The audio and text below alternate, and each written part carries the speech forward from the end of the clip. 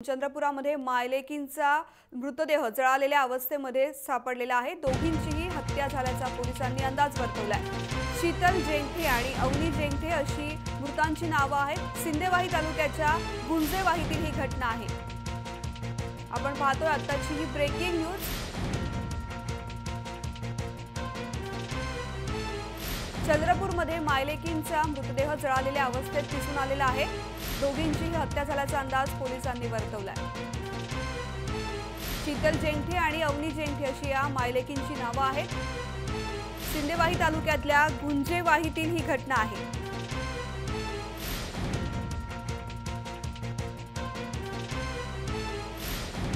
चंद्रपूरमध्ये मायलेकींचे मृतदेह जळालेल्या अवस्थेत सापडलेले आहेत। आपण या संदर्भात अधिक माहिती जाणून घेऊयात आमचे प्रतिनिधी अनवर शेख यांच्याकडून। अनवर, मायलेकींचे मृतदेह जळालेल्या अवस्थेमध्ये सापडलेले आहेत, काय अधिक माहिती आहे? नक्कीच काल दुपारी माहिती मिळाल्यानंतर पोलीस तिथे घटनास्थळी पोहोचली आणि त्यांनी तपास केली आहे। तर त्या तपासामध्ये असं आढळून आलेलं काय सांगण्यात आलं होतं गावामध्ये की गॅस याच्यामुळे त्यांचा मृत्यू झाला आहे, जळून मृत्यू झालेला आहे।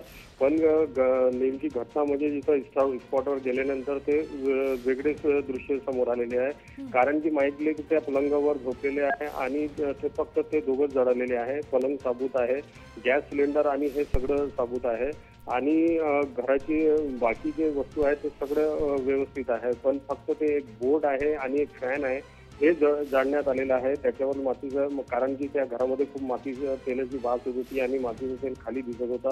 म्हणून यामधून असं येत आहे की त्यांचं पहिले आणि महत्त्वाचं म्हणजे जे जेंठे जे मेली आहे, आई आहे, तिची जीभ बाहेर आहे।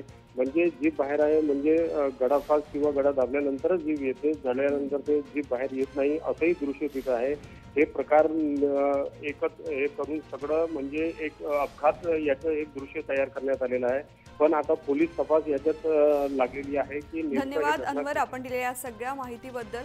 आपण पाहतो आताची ब्रेकिंग न्यूज। चंद्रपूरमध्ये मायलेकींची हत्या झाल्याचा संशय व्यक्त करण्यात येतो। या दोघींचे मृतदेह हे जळालेल्या अवस्थेत दिसून आलेले आहेत। मात्र ही हत्या झाली आहे की त्या दोघी जळालेल्या आहेत याचा शोध सध्या पोलीस घेत आहेत। मात्र प्राथमिक माहितीनुसार या दोघींची हत्या झाल्याचं समोर येत आहे।